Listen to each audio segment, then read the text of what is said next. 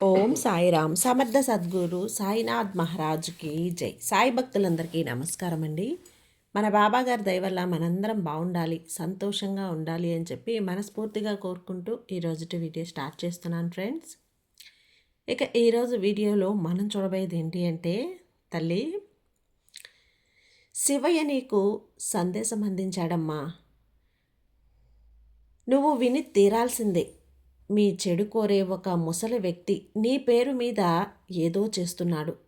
ఏదో చెడు శక్తులనేటివి నీ మీద ప్రయోగిస్తున్నాడు. అసలు అతను ఎవరు? అసలు ఎందుకు చేస్తున్నాడు?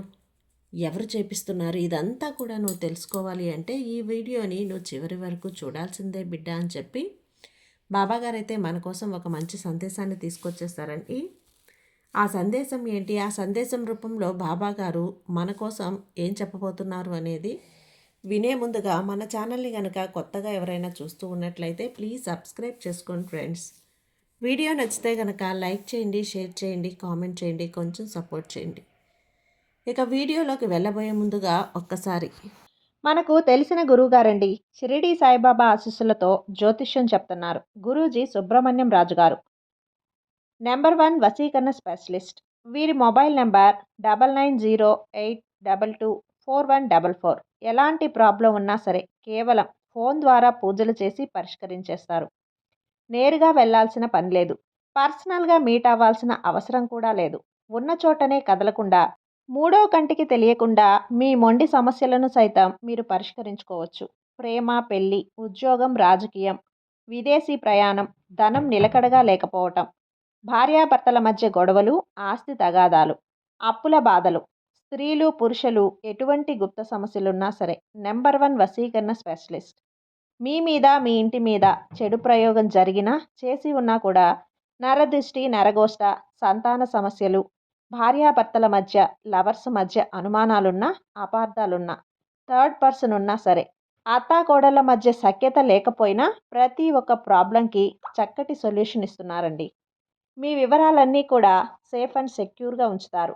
మీకే కాదు, దేశ విదేశాల్లో ఉన్నవారు ఎలాంటి ప్రాబ్లమ్స్నైనా సరే పరిష్కరించుకుంటున్నారు. ఎంతోమంది విదేశాల్లో ఉన్నటువంటి వారు, దిక్కుతోచని పరిస్థితుల్లో అయోమయ స్థితిలో ఉన్నవారు ఇప్పుడు గురువుగారికి కాల్ చేసి వాళ్ళ ప్రాబ్లమ్స్ని సాల్వ్ చేసుకొని ఈరోజు హ్యాపీగా లైఫ్ లీడ్ చేస్తూ చాలా సంతోషంగా ఉన్నారు.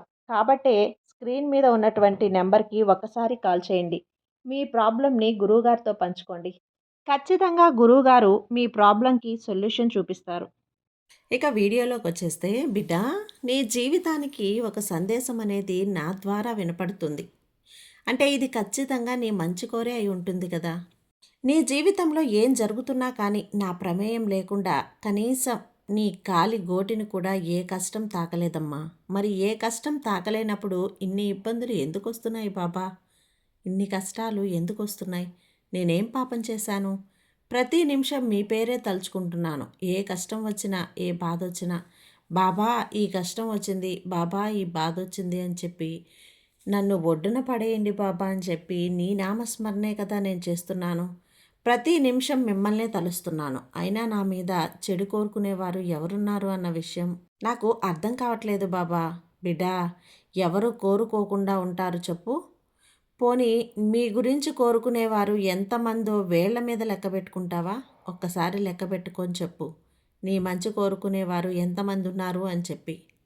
చాలా తక్కువ మంది. అది ఒకటి ఇద్దరు అంతే కదా. అయితే నీ చెడు కోరుకునేవారు మాత్రం కొన్ని కుటుంబాలే ఉన్నాయి అంటే నమ్ముతావా? ఎందుకు బాబా? నేనేం పాపం చేశాను? వాళ్ళ కుటుంబాలకి నేనేదన్నా అన్యాయం చేశానా? నేనేమన్నా తెలియకుండా వారికి ఏదన్నా నష్టాన్ని కలిగించానా అంటే అదేమీ లేదు. మరి ఎందుకు అంటే గనక అసూయ, స్వార్థం, ఈర్ష్య, బాగుపడిపోతున్నారేమో అని చెప్పి భయం. నువ్వు బాగుపడితే వారికేంటి అన్న ప్రశ్న నీలో రావచ్చు. అయితే అదేమీ లేదు తల్లి. చూడలేని తనమే దీనంతటికీ కూడా కారణం. బిడ్డా, ఎప్పుడైనా కానీ మనమంటే మన వెన్నుంటే ఉండి మనం ఒక్కొక్క మెట్టు ఎక్కుతూ వస్తున్నాం కదా. అలాంటి వారు మన వెన్నంటే ఉండి మన మెట్టు ఎక్కుతూ పైకి వెళ్తున్నప్పుడు మనల్ని చూసి సంతోషపడే వాళ్ళు చాలామంది తక్కువ. అదే ఒక్కొక్క మెట్టు ఎదుగుతూ ఉంటే మనల్ని వెనక్కి కిందకి లాగి పడేయాలని చెప్పి చూసేవారు చాలా చాలా తక్కువ మంది ఉన్నారు. చాలా ఎక్కువ మంది కూడా ఉంటారు. అలా ఎక్కువ మందిలో ఒక ముసలి వ్యక్తి చేత నీ యొక్క చెడు కోరి చాలా చాలా చెడు ప్రయోగాలనేటివి చేపిస్తూ ఉన్నారు. తను ప్రతిరోజు కూడా 11 రోజుల పాటు నీ మీద చెడు ప్రయోగాలు చేయటానికి నిర్ణయించుకున్నాడు. ఈ చెడు ప్రయోగాలు చేయటం వల్ల నీ ప్రాణాలు ఏమీ పోవు, కానీ ప్రాణం పోయినంత నరకాన్ని మాత్రం నువ్వు ఖచ్చితంగా అనుభవిస్తావు. ఇంతకు అవి ఏ విధంగా చేస్తారు అంటే గనక, ఒక బొమ్మను తయారు చేస్తారు.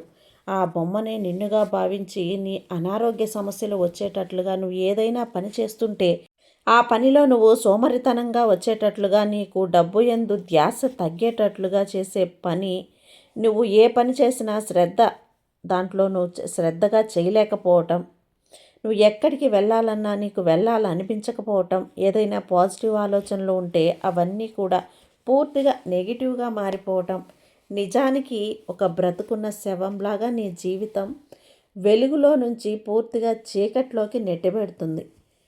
మరి నీకు తోడుగా నేనుండగా ఈ అరాచకాన్ని నేను జరగనిస్తానా చెప్పు? నువ్వు ఇప్పుడు ఎవరనుకుంటున్నావు? నా బిడ్డవి, ఈ సాయి బిడ్డవి. నువ్వేది చేసినా కానీ, ఎక్కడికి వెళ్ళినా కానీ, ఏ పని తలుచుకున్నా కానీ, మంచైనా చెడైనా ఏదైనా కూడా నన్ను నీ తండ్రిగాను, లేదా నీ తోబుట్టుగాను, నీ స్నేహితుడిగాను భావించి ప్రతి చిన్న విషయం నుంచి కూడా పెద్ద విషయం వరకు నాతో పంచుకుంటూ ఉన్నావు. అసలు నిజానికి కూడా తెలిసిన ఏకైక వ్యక్తిని నేనే. నీ కష్టాల చిట్టా మొత్తం కూడా నాకే తెలుసమ్మా. అయితే నీ కష్టాల నుంచి ఎట్లా బయటపడేయాలి అనుకున్న సమయంలో ఇలా జరగడం అనేది కొంచెం బాధాకరమైన విషయం. అయినప్పటికీ కూడా ఇప్పుడు నేను రంగంలోకి దిగి ఈ పని ఏదైతే ఉందో, ఆ చెడు శక్తులు ఏవైతే ఉన్నాయో దానికి అడ్డుకట్ట వేయబోతున్నాను. ఎవరైతే ఎప్పుడైతే ఏ క్షణంలో అయితే మీ మీద ఈ చెడు ప్రయోగాలు చేయటానికి మొదలుపెట్టారో దానికి ఎటువంటి శక్తిని లేకుండా చేస్తాను. ఈ చెడు ప్రయోగం అనేది నీ మీద పారనివ్వకుండా చేస్తాను. వాళ్ళు చేసినందుకు ప్రతిఫలంగా వాళ్ళకి ఏది కూడా నష్టం జరిగేలా చేస్తాను. నీకెటువంటి దెబ్బ తగలకుండా చూసుకుంటాను. నీకెటువంటి అనారోగ్య సమస్యలు అనేవి రాకుండా చూసుకుంటాను. అసలు మేము చేశామా చేయలేదా అని వారు జుట్టు పట్టుకొని పీక్కునేటట్లుగా చేస్తాను. ఎప్పుడైనా కానీ ఇలా ఎవరైతే చెడు ప్రయోగాలు చేస్తూ ఉంటారో అది వారికి తెలియని విషయం ఏంటి అంటే, తిప్పి తిప్పి ఆ చెడు ఎప్పుడైనా కానీ ఏదో ఒక సమయంలోనైనా వారికి ఖచ్చితంగా ఎదురొస్తుంది అన్న విషయం అనేది వాళ్ళు తెలుసుకోలేకపోతున్నారు బిడ్డ. నువ్వు నా భక్తురాలు అయినందుకు ఈరోజు నిన్ను ఒక ఒడ్డున పడేయాలా, ఆ చెడు ప్రయోగం జరగకుండా ఎలా ఆపాలా, నీ ప్రతి అడుగు మెరుగువంతంగా మారడానికి ఏం చేయాలి, నీ జీవితం ముందడుగులో ఉండడానికి ఎటువంటి ప్రయోగం చేయాలి, నువ్వు అనుకున్న పనులు అనుకున్నట్లుగా సక్రమంగా సవ్యంగా జరగడానికి ఏం ఆచరించాలి, ఇలా ప్రతిదీ కూడా నేను ఆలోచిస్తూ నీ జీవితంలో కావలసినవి ఎప్పటికప్పుడు కూడా నీకు అందిస్తూ నిన్ను సంతోషంగా ఆనందంగా ఉంచేలా చూసుకునే పూర్తి బాధ్యత నాది. కానీ వారికి తెలియడం లేదు నువ్వు నా బిడ్డవని చెప్పి.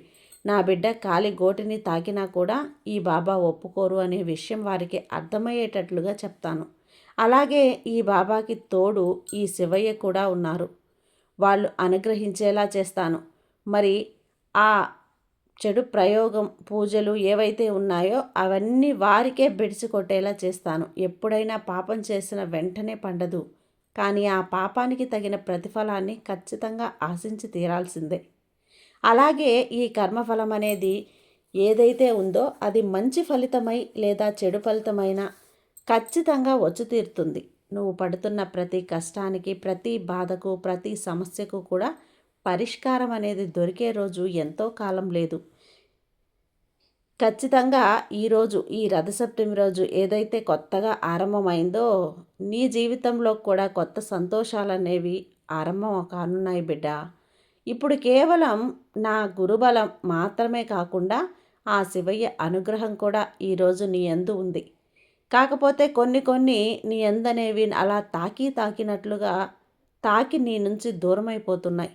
నువ్వు చిన్నదానికి పెద్దదానికి అనవసరంగా బాధపడే ప్రయత్నం అయితే చేయకు. ఎందుకంటే ఇప్పుడు నీ జీవితంలోకి కష్టాలనేవి ఏవైతే అడుగుపెట్టాయో ఆ కష్టాలనేవి నీ జీవితంలో శాశ్వతంగా ఉండిపోవడానికి వచ్చినవి కావు. నీ జీవితాన్ని మెరుగుపరచడానికి, నీకు ధైర్యాన్ని తీసుకురావటానికి, ఎదుటి వ్యక్తుల యొక్క మనస్తత్వాలనేవి నీకు అర్థమయ్యే రీతిలో నీకు వివరించి చెప్పడానికి ఒక ప్రాక్టికల్గా భగవంతుడు పెట్టిన ఒక పరీక్ష లాంటిది. ఇది నీ కష్టకాలం. కాబట్టి చిన్నప్పుడు నువ్వు స్కూల్లో పరీక్షలు రాస్తూ ఉంటావు కదా! ఆ పరీక్షలు 5 రోజులు జరగని, 6 రోజులు జరగని నీకు కష్టమైతే అనిపిస్తుంది. ఆ కష్టకాలంలో నువ్వెంత కష్టపడి చదివి ఎంత మంచిగా పరీక్షలు రాస్తావో, ఒకరోజు పరీక్షల ఫలితం అనేది వచ్చినప్పుడు ఆ ఫలితం నీకు అనుకూలంగా వస్తే నువ్వు ఎంత సంతోషపడతావో ఒక్కసారి ఆలోచించు. అలాగే ఈ కష్టకాలంలో కూడా నీ తెలివితేటలను, నీ చాకచక్యాన్ని ఉపయోగించి కష్టం నుంచి ఎలా తెలివిగా దాటగలిగి సంతోషాల వైపు అడుగు వేస్తావో అది నీ మనసును బట్టి ఆధారపడి ఉంటుంది. భగవంతుడి ఈ సృష్టిలో ఎన్నో జీవరాశులకు ఎంతో ప్రాణకోటికి తన జీవితాన్ని అందించాడు. కానీ ఏ జంతువులకి కానీ, పక్షులకు కానీ, లేదంటే ఇంకా ఏ ఇతర కీటకాలకు కానీ ఆలోచించే జ్ఞానం అనేది పెట్టలేదు. కేవలం మనుషులకు మాత్రమే మనసు యొక్క బాధ, ఆలోచించే తెలివితేటలు, కష్టం వచ్చినప్పుడు ఎలా తప్పించుకోవాలి, వచ్చినప్పుడు ఎలా దాన్ని కాపాడుకోవాలి, అదృష్టాన్ని ఎలా దక్కించుకోవాలి, దురదృష్టాల నుంచి ఎలా బయటపడాలి, ప్రతి ఒక్కటి కూడా మనసు అనేది ఎప్పటికప్పుడు వారికి చెప్తూనే ఉంటుంది. నీలో కూడా 2 ఆత్మలు ఉంటాయి బిడ్డ. ఒకటి మంచిది, 2 చెడుది. మంచిది ఎప్పుడూ కూడా అంటే నువ్వు ఏ పని చేస్తూ ఉంటే ఆ పని చెయ్యొద్దు అని చెప్పి చెడు మనసుని అడ్డగిస్తూ ఉంటుంది. ఒక్కొక్కసారి మంచి మనసు ఏం ఏం కాదు చెయ్యి, నీ వెనుక మేమున్నాం, కష్టమో నష్టమో ఒక అడుగు ముందుకు వెయ్యి అని చెప్పి చెబుతూ ఉంటుంది. ఇలా ఏదైనా సరే ఆలోచన తత్వాన్ని బట్టి ఆధారపడి ఉంటుందే తప్ప నువ్వు ఏది చెయ్యకుండా ఏది నా వల్ల కాదు, ఏది నేను చేయలేను, ఇది ఇంతే జరిగిపోతే బాగుంటుంది, నా బ్రతికింతే అని చెప్పి అనుకుంటూ కూర్చుంటే అక్కడ ఏది కూడా జరగదు. ఒక్క అడుగు ముందుకు వేసి నీ పనితనానికి నువ్వు విలువ నేర్పరచుకో. ఎవ్వరికీ భయపడకూడదు. ఎవ్వరికీ కూడా జీవితాలు ఎవరి చేతుల్లో లేవు. ఒకరికింత నువ్వు లొంగి బ్రతకాల్సిన అవసరం లేదు. నీ తల్లిదండ్రులు నిన్ను ఎవరి కిందో లొంగి బ్రతకమని చెప్పి నీకు జన్మనైతే అందించలేదు. ఒకరి మాయ మాటలకు, ఒకరి ప్రేమ వలకపోస్తుంటే ఒక వలపు మాటలకు నీ జీవితాన్ని నాశనం చేసుకునే ప్రయత్నం అయితే చేయకు. ఇక్కడ నీ జీవితం నీకు ముఖ్యం, నీ ఆరోగ్యం నీకు ముఖ్యం. ఈ రెండింటి తర్వాతే మరి ఏ ఇతర విషయాల గురించైనా కానీ ఆలోచించే ప్రయత్నం చెయ్యి. ఇక్కడ ఎవ్వరూ శాశ్వతంగా ఉండిపోరు తల్లి. కానీ ఎవరికైనా ఒకరోజు చనిపోవాల్సిందే కదా. ఆ చనిపోయే కాలంలోనే ఒకరికి మధ్య ఈర్ష్యలు, అసూయలు, ద్వేషాలు పెంచుకోవటం, చూడలేకపోవటం ఇవన్నీ కూడా చేస్తూ ఉంటారు. ఇక ఈర్ష్యపు చూపుల నుంచి తప్పించుకునే ప్రయత్నాలు చేసుకుంటూ ఉండాలి. ఇలా ఎవరైతే మితిమీరి ఒక వ్యక్తిని చూడలేకపోతున్నారో ఆ వ్యక్తి తన మీద అనేక రకాలైన చెడు ప్రయోగాలు అనేవి చేస్తూ ఉంటారు. అలా ఏ వ్యక్తి అయితే మీ మీద చెడు ప్రయోగాలు చేస్తూ ఉన్నారో ఆ చెడు ప్రయోగాల నుంచి పూర్తిగా బయటపడేలా నేను చూసుకుంటాను. నువ్వు దాని గురించి ఒక్క నిమిషం కూడా ఆలోచించాల్సిన అవసరం లేదు. నీ వెనక నేనున్నాను. ఈరోజు శివయ్య కూడా ఉన్నాడు అని నమ్మి అడుగు ముందుకు వేసే ప్రయత్నం చెయ్యి. అంతా కూడా మంచిగా జరుగుతుంది. ఇక్కడ ఎవడి చెడు వారు కోరుకునే తిప్పి కొట్టేస్తాను. ఇది కలికాలం తల్లి. ఈ కలికాలంలో ఈ జన్మలో చేసిన పాపాలనేవి ఖచ్చితంగా ఈ జన్మలో అనుభవించాలి. నువ్వు ఇష్టమైన జీవితాన్ని అనుభవించావా లేదా ఇష్టం లేని జీవితాన్ని అనుభవిస్తావా అన్న విషయాన్ని పక్కన పెడితే నీ చుట్టూ ఎంతమంది మంచి కోరుకునేవారు ఉన్నారు, ఎంతమంది నిన్ను ప్రేమిస్తున్నారు, ఎంతమంది నిన్ను ద్వేషిస్తున్నానో ఈ ఒక్క విషయం గుర్తుంచుకొని ఆలోచించుకో. ఏది సరైనదో, ఏది సరైన నిర్ణయం మీద మాత్రమే నువ్వు స్టిక్ అయిపోయి ఉండాలి. ఎవరు చెప్తే ఆ మాటలకి వెళ్ళిపోకు. కాసేపు ఇంకొకరు వేరే మాట చెప్తే ఆ మాటలకే వెళ్ళిపోకు. లేదా ఇంకొకరు ఇంకొక మాట చెప్తే ఆ మాటలకు వెళ్ళిపోకు. ఇలా చేయకూడదు. ఎప్పుడైనా నీ నిర్ణయం, నీ ఆలోచన విధానాన్ని బట్టి నీకు కష్టం కలగకుండా, నిన్ను నష్టపెట్టుకోకుండా ఉండే ప్రయత్నం అయితే చెయ్యి. నువ్వు నీ జీవితంలో ఆనందంగా, సంతోషంగా ప్రతి క్షణం కూడా ఆస్వాదిస్తూ నువ్వు ఎంజాయ్ చేసినప్పుడు మాత్రమే తల్లి నీ అసలైన జీవితం అనేది మొదలవుతుంది. అంతేకాని ఎవరో నీ మీద చెడు ప్రయోగాలు చేస్తున్నారు, ఎవరో నన్ను నాశనం చేయాలని చెప్పి చూస్తున్నారు చెడు దృష్టితో, ఎవరో నన్ను చంపేయాలనుకుంటున్నారు, నా మీద పదే పదే పడి వేడుస్తూ ఉన్నారు అనేటువంటివి ఏవి కూడా మనసులో పెట్టుకోకూడదు. ఈ విధంగా మనసులో పెట్టుకుంటే ఏం చేయలేవు. ఎక్కడి పనులు అక్కడే ఆగిపోతాయి. మళ్ళీ నీ కోసం ఎవ్వరూ చేయరు. కొంచెం ఆలస్యమైనా కానీ నీ పనులు నువ్వు చేసుకోక తప్పదు కదా. కాబట్టి ఎవరి కోసమో ఆలోచించి వారి పనులు పక్కన పెట్టాల్సిన అవసరం లేదు అన్న విషయాన్ని గుర్తుంచుకో. ఎవరైతే నీ మీద చెడు ప్రయోగాలు చేస్తున్న ముసలి వ్యక్తి ఉన్నాడో అతని ఆటను ఎలా కట్టించాలో ఈ శివయ్యకు నాకు బాగా తెలుసు. కాబట్టి వారి గురించి మేము ఆలోచిస్తాం. నీ గురించి నువ్వు ఆలోచించుకో. నీ ఎదుగుదల గురించి నువ్వు ఆలోచించుకో. నువ్వు సంపాదించే రూపాయలు 100 రూపాయల్లో 80 రూపాయలు దాచిపెట్టి మిగతా 20 రూపాయలు ఖర్చులకు వాడుకో. అలాంటప్పుడే రేపటి రోజున నువ్వు అనుకున్నట్లు నీ ముసలితనం వచ్చిన తర్వాత నీ కింద పైన ఉంటే నీ చెయ్యి పైనే ఉండాలి కానీ తప్ప నువ్వెప్పుడు కూడా నీ చెయ్యి ఒకరి కింద ఉండకూడదు. కాబట్టి ఎప్పుడు కూడా ఈ శివయ్య ఆశీర్వాదంతో నేను చెప్పినట్లు బాబా చెప్పినట్లు నడుచుకున్నావు అంటే నీ జీవితం సంతోషంగా ఆనందంగా ఉంటుంది. బాబా మీద ధైర్యంతో ఉండమ్మా, నీకంతా మంచి జరుగుతుంది. నీ సాయి నీకు తోడుండగా నీకు భయం ఎందుకు చెప్పు. సర్వే జన సుఖినో భవంతు. జై సాయిరామ్.